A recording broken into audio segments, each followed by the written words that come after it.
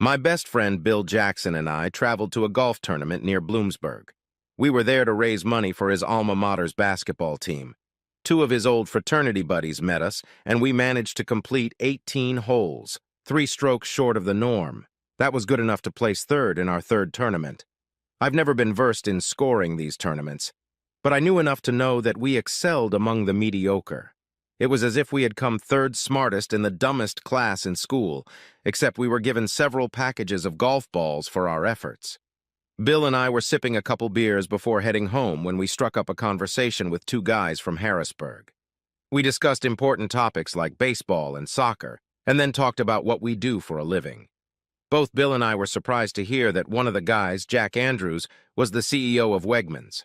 Our wives worked for that company, but in the Scranton branch. Jack worked in Mechanicsburg. "You're both from northeastern Pennsylvania, from Scranton, aren't you?" Jack inquired.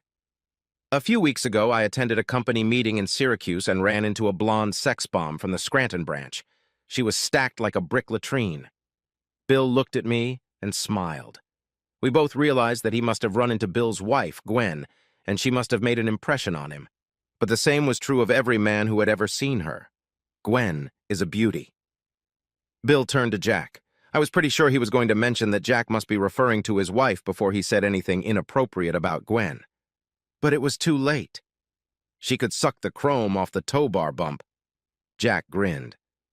The breasts were really big and sensitive. I must have spent a whole hour just having fun with that girl. I'm looking forward to our fall meeting in Harrisburg. It will be for 3 whole days. I was afraid Bill was about to smash that asshole's head in with a beer bottle, so I put my hand on his shoulder. I couldn't blame him for that, but as a friend, I had a concern to try to keep him out of jail. I felt Bill relax a little. "You're talking about a real whore, Jack. Did you happen to hear the little slut's name?" Bill asked quietly. "Did you hear her name? Hell, we all had to wear those stupid stickers with our names on them all day. I remember her name very well because she put the sticker on her blouse, right above her left breast," Jack continued. "I spent a lot of time looking at her name tag during meetings, and if I hadn't sat next to her, I probably would have slept through most of the day as usual. I'm going there for a chance to have fun. That's why I go to these meetings, and management insists I attend them to keep my job." "We should get on the road, Bill." I quickly hurried my friend, hoping to get the hell out of here before things get any worse, if that's possible, of course. "Do either of you know Gwen Adams?" Jack asked, ending my dreams of escaping without incident. "That was her name. If you ever met her, you'd never forget her. If you ever get a chance to sleep with that bitch, by all means do it." 2 minutes later, we were sitting in Bill's Toyota Corolla, heading east. For the first few minutes, I watched his driving carefully for fear of getting into an accident. Bill seemed to be driving pretty well, although he was going a bit fast. If it had been me, I probably would have hit the floor by now, hoping to get as far away as possible before Jack came to his senses. There was blood on Bill's knuckles, but not too much, considering the impression they'd made on Jack's mouth. I'm surprised he hadn't broken his hand or cut his fingers to the bone on that asshole's teeth yet. I remembered seeing the tooth lying on the bar counter as I pulled Jack away from the dumb bastard's prostrate body. I couldn't help but admire Bill's confidence, remembering the altercation at the bar a few minutes ago. Bill had calmly told Jack that he must have mistaken that blonde for his mother. He even told Jack that the man was a weak-minded bastard and that he was lying about Gwen. Naturally, Jack felt the need to defend his honor and punched Bill right in the chin. As a young man, this was one of Bill's favorite things to do. Several times I saw him almost drool until some guy hit him first. Then Bill would grin and brush the offender's face. Bill was the youngest of 4 sons and grew up fighting constantly. He had an iron jaw and a devastating right uppercut, something Jack had learned the hard way. It was nice to see that Bill still kept in shape, even after pulling the strain of a nearly 20-year marriage. It only took Bill one punch to finish the whole fight. I could see that Bill was in no mood to talk, so I kept my mouth shut and watched the scenery, contemplating the situation. We introduced ourselves to them as Tom Casey and Bill Kuntz. Jack even made the standard joke about Bill's last name, and we laughed as if we'd never heard it before. Gwen had been working at Wegmans for a year when she met Bill. When they married, Gwen told Bill that she would keep her maiden name for work. She told Bill that it would be easier than changing all of her information in the system, and also, she wouldn't have to listen to a lot of tasteless jokes about her last name and anatomy. At work, her name was still Gwen Adams. Gwen was a walking wet dream. She and Bill had been married for 19 years, had 2 children, and she was still looked at everywhere she went. She was blonde, long-legged, and, as Jack mentioned, had big breasts. Bill and I had been friends since high school. That fact, along with the fact that my wife had explained to me in great detail how she would rip my balls off with her bare hands if I ever strayed from the path of truth, kept me from trying to do anything more than just admire Gwen. I never thought she'd cheat on Bill. Obviously, it came as a complete surprise to him as well. Gwen and Bill introduced me to my future wife, Teresa, at their wedding. At the time, Teresa had just started working at Wegmans with Gwen. From the beginning, we seemed to hit it off pretty well. The following year, Teresa and I were married. We now had a son in 8th grade and a daughter in her sophomore year of high school. Teresa was good-looking and a nice figure, but Gwen was the one that men just wanted. I tried to put myself in Bill's shoes to imagine how he felt. Somehow I felt that this knowledge would help me ease his burden a little. He must have been suffering, and I didn't know how to react. I liked both Gwen and Bill, and I wanted them to be happily married, partly for selfish reasons. We did a lot of things together, and Gwen and Teresa had grown closer over the years. I was very happy with the status quo and didn't want to change it. They were my favorite friends, and I always wished them luck. That was kind of lame. I knew I would have been furious if Teresa had betrayed me. I never gave in to the temptations that came my way from time to time. Teresa often told me how bad my life would be if I ever gave slack. I never thought any woman was worth the risk of losing Teresa. I was sure she felt the same way. We didn't have hot monkey sex every night, but we still enjoyed making love. Bill was just paying the price for having a very desirable wife. I knew that Gwen was constantly being hit on by men. I had seen quite a few examples of it, sometimes even when she was standing next to Bill. Maybe it was a good thing that my Teresa's legs weren't as long as Gwen's, and that her breasts weren't as big, and her face wasn't as young and showy. Teresa was my wife and the mother of our 2 children. And she looked just right. I will never suffer the pain that Bill was feeling now as he drove us home. Home! Oh, shit! What is he going to do when he gets home? Should I go to my place immediately and let him and Gwen deal with everything? What if he gets angry enough to hit Gwen? Should I stay to keep some semblance of order? Did I want to hear what would be said? Did I want to watch the possible demise of their marriage? Was it really that bad? I realized it would be a good idea to determine what Bill was thinking. I needed to talk to him. "Bill, talk to me, buddy," I began. "What are you thinking and how are you going to act with Gwen when you get home? You know I can't let you do what you did to that asshole at the golf club. I need to know you can control your emotions." "I couldn't hit Gwen even if she cut my heart out with a gardening tool," Bill replied grimly, although I think that's exactly what she did. "I've been thinking it over, and I've decided to pack up some things and check into a motel for a few days. I don't know if I can go through with it, Tom. It's a big deal. I had no idea she could do something like this to me and us. I have never cheated on her, and to this day I would bet my life that she would never cheat on me. God, that hurts so bad. Is there any way you can forgive her, Bill? I have no doubt she loves you to death. Leaving would crush her, Bill, even if she did. You know how guys are always hitting on her. That's one of the problems with marrying the most beautiful woman in this damn county." "Then how do you put up with it, Tom? How do you keep Teresa happy and faithful? How do you keep those damn hound dogs away from her? She's stunningly beautiful, and you 2 seem to be doing just fine, at least for now," Bill added. "Well, you have to admit that Teresa doesn't attract men the way Gwen does," I pointed out. "She's okay, of course, but she's not a walking wet dream like your wife. She just doesn't get thrown at as often as Gwen." "What the hell are you talking about?" Bill asked, looking at me like I had 2 heads. "Teresa is just hot. Any normal man would give his left arm to be in her bed. Her ass is a true work of art, and her rump is just perfect. She has an incredible smile and just seems to exude sexiness. Even Gwen looks pretty pale next to Teresa." "Are you crazy? Gwen looks like a goddess. She's always so athletic, tanned except for her unusually large bust." "Gwen is a real beauty," I said, almost in awe. I suddenly realized that I hated that asshole Jack almost as much as I hated Bill. Maybe that's why I accidentally stepped on his crotch as I pulled Bill away from his prostrate body. You must be blind or something, Tom. Teresa is incredible in every way. Gwen looks pretty good. I admit it, but you won the lottery when you picked up Teresa, Bill insisted. And besides, she's not a freaking cheater, and that's a real plus on my list. We were silent again, pondering what we had just revealed to each other. Bill thought Teresa was prettier than Gwen. I struggled with that thought. Gwen was breathtakingly beautiful.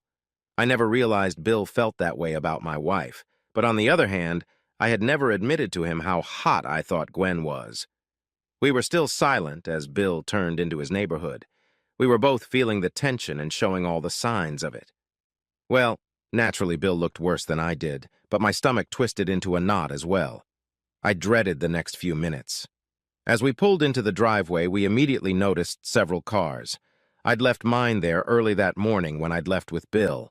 Behind my car was a dark maroon 1967 Pontiac LeMans with a black convertible top, and right behind it was my wife's car. What the fuck, Bill? Doesn't that look like that 3-speed Pontiac you used to have? Who the hell does this hottie belong to? I asked, climbing out of the passenger door before Bill brought the car to a complete stop. It's probably some son of a bitch who pisses on my Gwen while I'm out of the house, Bill replied angrily, looking at the convertible. At that moment, the door of the house swung open, and Gwen and Teresa ran down the driveway with smiles as wide as the face of the Pontiac.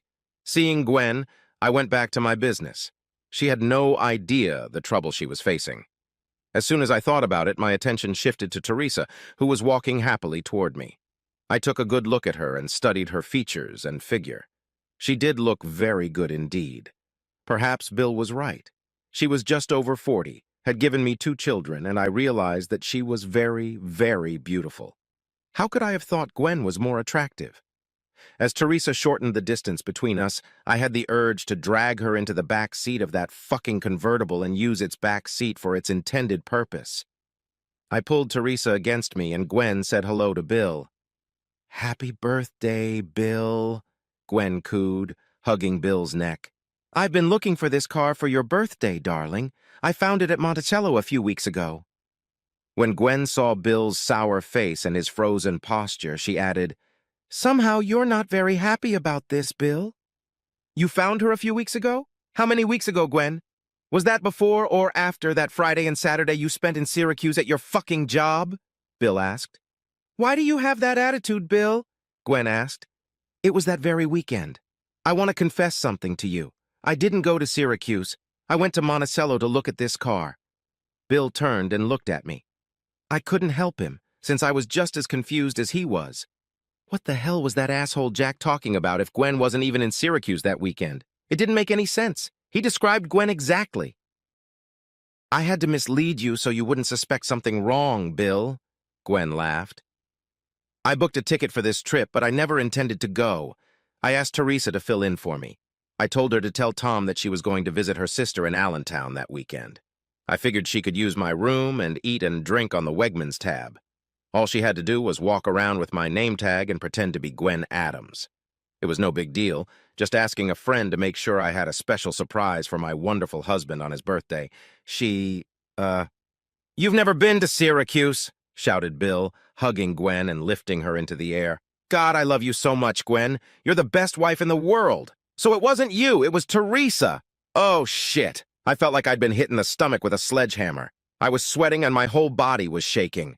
I let go of Teresa and stumbled toward my car. Tears streamed down my cheeks. "Tom!" Teresa called out to me. "What's wrong? Why are you leaving? What the hell is going on?" I ignored her. As soon as I went to open my car door, my stomach decided to send my dinner the fuck away. I dropped to my knees and let it fly over Bill's manicured yard. Teresa was immediately at my side, stroking my shoulders and asking what was wrong. "I think I can bring you up to speed, Teresa," Bill said softly. "Everything has come to light. We ran into asshole Jack Andrews at the golf tournament today. He told us he worked at Wegmans, that he'd attended a company meeting in Syracuse, and he'd beat the crap out of a blonde bimbo with a name tag for Gwen Adams. I left the bastard lying on the floor next to the bar. Tom even kicked him in the balls when he pulled me away from the prick so I wouldn't kill him. All the way home, we thought it was Gwen who slept with the poor bastard. But it turns out she didn't. It was you, Teresa, and I have to tell you, I'm disappointed in you. But Tom is literally devastated. Now you're in the know, and I don't envy you one bit, Bill concluded. Did you think this guy was talking about me, Bill? Did you think I was cheating on you? I've got to take this damn car and get my money back. How could you ever think I'd do something like that? Have I ever given you any reason to think I've been unfaithful to you? Gwen loudly demanded an answer. Don't try to fool me, Bill replied. You lied to me. You said you were at that company meeting in Syracuse, and this guy said he screwed a beautiful blonde with your name on it. We all know that you and Teresa are by far the most beautiful women at Wegmans, or anywhere else for that matter, and you're both blondes. I know for a fact that you're a wildcat in bed, so why should I have doubted what he told us? Wow. You're right, Bill. Now I see why you were able to make that incorrect assumption. Do you really think Teresa and I look good? Am I a wildcat? Gwen asked. I guess I owe you an apology for my little innocent lie and for wondering why you were so quick to jump to conclusions. Now I was trying to get my breakfast upstairs. I was overcome by dry vomiting, which seemed even more painful. I could hear Teresa crying, rubbing my shoulders. The part of my mind that was still working was thinking about how blind I was. Teresa really was a magnificent and wonderful wife. I should have paid more attention to what she was doing and who she was doing it with. I should have kicked that bastard in the balls even harder. I realized that even though I tried to put myself in Bill's position when he thought his wife was cheating on him, I had no idea at all how much it hurt him. Until now. I don't know how to tell you the rest of the story, Gwen ventured, so I think I'll let Teresa finish. Tom, listen to me, sweetheart. I'm guilty of lying to you, and I sincerely apologize for that, but I will never, ever cheat on you. I love you with all my heart, Teresa sobbed. Gwen didn't have time to finish her story. I didn't go to Syracuse in her place. I turned down her offer. Instead, I went with her to Monticello to pick up Bill's car. Gwen convinced a new employee, Jessica Walters, to take her place. She had just transferred from Buffalo after a nasty divorce. She's blonde, but I don't think she's as hot as Gwen or me. My stomach immediately relaxed. I spit out every particle I could find in my mouth and slowly rose to my feet. Teresa stood beside me, breaking her arms and trying to smile through her tears. I had never seen her so beautiful and desirable. My breathing gradually slowed to normal as I wiped my eyes and mouth with the back of my palm. I bought you that brand new set of Nike golf clubs you've been admiring all last year, Tom. I was going to wait until your birthday next week to give them to you, but I'm going to try to earn some forgiveness here and now. They're in the trunk of my car. Would you like to see them, darling? Teresa asked nervously. They can wait a couple minutes, Teresa, I replied calmly. I must have had some bad seafood for dinner, but I feel better now. I never thought that jackass Jack was talking about you. I know you too well to think that. I have no idea why the hell Bill even suggested it. My stomach is giving me some trouble, and everyone is jumping to conclusions. There seems to be too much going on here for my poor stomach. Yes, indeed, laughed Bill. You didn't have fish for dinner, asshole. It was prime rib, and I ate the same thing you did. You didn't eat any of that. You didn't? I asked. Wasn't I standing next to you when you almost threw up your guts at that bus stop? We had something inside of us that we weren't comfortable with. I would guess that the thought of staying married to a cheating woman is something that neither of you are comfortable with. Gwen laughed. Are you guys hungry now that your stomachs have cleared? Not me. It's almost dark. I'm going for a ride in my new car, topless, so to speak. Bill grinned. Anyone want to join me? I'd love to. Gwen laughed, nimbly stepping through the door and into the passenger seat as Bill took the wheel. If you two don't come with us, I'll see you later, but you'll be sorry you missed the first race, Gwen promised. I stood next to Teresa and watched as Bill moved the gearshift lever looking for reverse, then slowly released the clutch. Gwen's shirt landed at our feet before Bill could make a single move. Wow, look at Gwen! Teresa gasped. I am! And I have to admit, Bill was right about both things. You do have better breasts than Gwen, I admitted, as Teresa wrapped her arms around my neck and whispered in my ear. The back seat's empty, and we're invited.